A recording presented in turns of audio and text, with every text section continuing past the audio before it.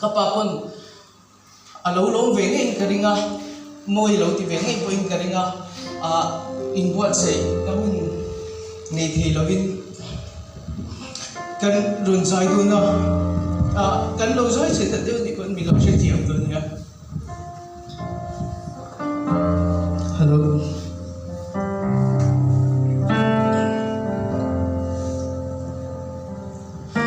har sak ka